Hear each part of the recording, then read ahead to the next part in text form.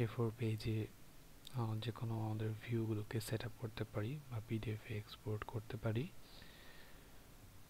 তো প্রথমত ফার্স্ট যেটা দরকার হবে যে আমাদের আসলে একটা নিজের A4 পেজের শিট সেট আপ করা। তো এই জন্য যেটা দরকার একটা ফাইল দরকার হবে রেভিটের, এরকম একটা ফাইল। সো ওই ফাইলটা আমি দিয়ে দিব লিঙ্কে ভিডিওর কোথাও। তো ফার্স্ট ধরা হচ্ছে আমার যে ড্রয়িং রেডি আছে, আমি এখন শুধু হচ্ছে শিট রেডি করব। তো ফার্স্ট আমাদের দিকে কোথাও আমরা এরকম শিট অপশন দেখতে পাবো। তো এখানে ক্লিক করলে আমাদের এরকম অনেকগুলো হয়তো শিট দেখাবে, মানে যেগুলো বাই ডিফল্ট রেভিট তৈরি করে, ওগুলো দরকার নেই, ওগুলোকে আমরা সিম্পলি সিলেক্ট করে ডিলিট করে দিতে পারি।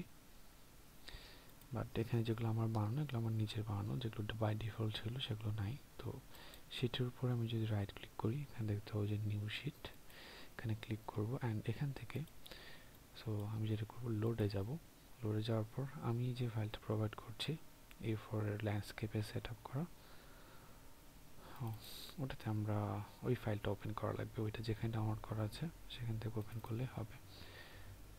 তো আমার ক্ষেত্রে এই যে এই ফাইলটা A4 ল্যান্ডস্কেপ, এই ফাইলটাকে ওপেন করব। ওকে, ওপেন করার পর এখানে যে A4 ল্যান্ডস্কেপ এই লেখাটা দেখাবে, ঠিক আছে, যে সিলেক্ট টাইটেল ব্লক, এখান থেকে আমরা A4 ল্যান্ডস্কেপ এর নতুন লেখাটা দেখাবে, এটাকে সিলেক্ট করব। এটাকে দেওয়ার পর ওকে দিব। ওকে দেওয়ার পর যেটা বিষয় আসবে যে এরকম একটা পেজ সেট আপ আসবে। হ্যাঁ, পেজ সেট আপ বলতে আমার পেজে অ্যাকচুয়ালি কী কী থাকবে, পেজের কনফিগারেশনগুলো সেট করা। এই যে বক্সটা আছে এটা হচ্ছে পেজের বাউন্ডারি। তো আমি চাচ্ছি যে আমার প্রতিটা শিটের নিচে আমার রোল থাকবে। তো এখানে রোলটাকে একবার এডিট করে নিতে হবে। ফর এক্সাম্পল কারো রোল যদি শেষে হয় 00, চেঞ্জ করার পর এটাকে আমরা সেভ করে নেবো আমাদের একটা পছন্দ মতো জায়গায়, এবং এটাকে বারবার তারপর ইউজ করতে পারবো। ওকে, তো এখন দেখা যাক যে আমি হয়তো একটা শিট তৈরি করতে চাচ্ছি, যে দেখাচ্ছে যে C112 আননেমড, এটাকে আমি ক্লিক করে রিনেম করে নিতে পারি। যে নাম্বার হচ্ছে কয় নাম্বার সেটা এটার নাম দিতে পারি, যে ফর এক্সাম্পল ফ্লোর প্ল্যান 1। ওকে, এখন এখানে ফ্লোর প্ল্যান 1 রেডি। বাট এখানে কি করতে যাচ্ছে, আমি যে আমার এই আর্কিটেকচারাল ভিউ আছে ফ্লোর প্ল্যান L1, এটাকে এখানে আমি ড্র্যাগ করব। ওকে, তো আমার এরকম দেখাচ্ছে কারণ আমি অলরেডি ফ্লোর প্ল্যানটা আগে বানিয়ে রাখছি। সো এটাকে ডিলিট করে দিই। ওকে, এটাকে যদি ড্র্যাগ করে আনি, ড্র্যাগ করার পর ক্লিক করি, এটা এখানে চলে আসছে। বাট আমার যেটা করা লাগবে যে এই শিটটাকে ধরে জাস্ট আমার পেজের মাঝখানে প্রপারলি অ্যালাইন করা লাগবে। এখন দেখা যেতে পারে যে একটু বেশি বড় বা ছোট হয়ে গেছে, সেক্ষেত্রে যেটা করতে হবে যে বামে একটা অপশন আছে ভিউ স্কেল, তার নিচে স্কেল ভ্যালু। তো এই ভ্যালুটা আমি যদি বাড়িয়ে দিই বা কমিয়ে দিই, তাহলে কি হচ্ছে আমার এই যে ভিউটা আইদার ছোট হয়ে আসবে অথবা বড় হয়ে যাবে। তো এই ভ্যালুটা একটু চেঞ্জ করে কাস্টমাইজ করে দেখবো যে কোনটা বেস্ট হচ্ছে, এবং সেটার বেসিসে এখানে হচ্ছে আমরা এটাকে ফিট করব পেজের মধ্যে। এটা একটা অপশন গেল। যেমন যে কোনো কিছু লেখার দরকার পড়ে, লাইক আমার এখানে লেখা দরকার যেটা আসলে একটা ফ্লোর প্ল্যান, আমি লিখছি ফ্লোর প্ল্যান বা ফার্স্ট ফ্লোর প্ল্যান।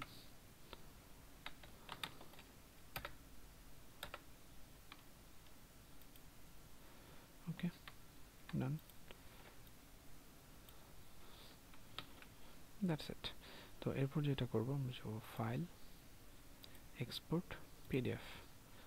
তো এখান থেকে আমরা 3 নম্বর অপশনটা সিলেক্ট করব, যে সিলেক্টেড ভিউজ অর শিটস। এখান থেকে যদি দেখা যাচ্ছে যে আমার সবগুলো শিট এক্সপোর্ট করা থাকে তাহলে সবগুলোই, অথবা এখান থেকে ক্লিক করে আমি যে শিটগুলো সিলেক্ট করতে চাচ্ছি সবগুলো অথবা কিছু কিছু এগুলোতে সিলেক্ট করতে পারি। যদি দেখ, ওকে, এখানে অসংখ্য শিট আছে যেগুলোর মধ্যে এক্ষেত্রে আমি সবগুলো প্রিন্ট করব না। আমার দরকার এই যে এই শিটগুলো, টাইপ শিট যেগুলো এবং যেগুলোর নাম এই নাম্বারে দেওয়া, যেগুলো আমার অ্যাকচুয়ালি দরকার ইস্ট ভিউ ওয়েস্ট ভিউ, যেগুলো আমি যে তৈরি করছি সেগুলো।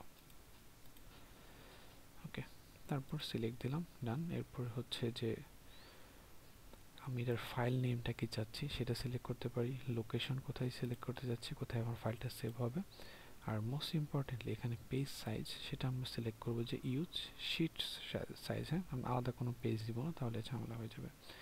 ইউজ শিট সাইজ, কারণ আমরা হচ্ছে অলরেডি শিটের মধ্যেই A4 পেজটা ডিফাইন করে দিছি। তো এটুকুই, আর এটা ফিট টু পেজ থাকবে।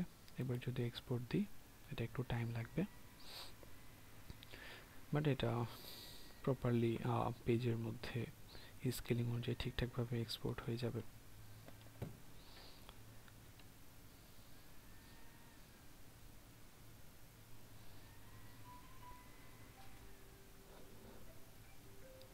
ওকে, এক্সপোর্ট হয়ে গেছে। এক্সপোর্ট হলে এখানে আমরা একটা এরকম মেসেজ দেখতে পাবো।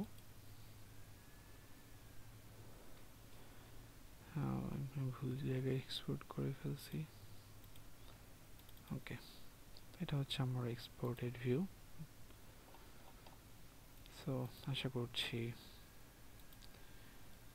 আপনারা বুঝতে পেরেছেন। ধন্যবাদ সবাইকে।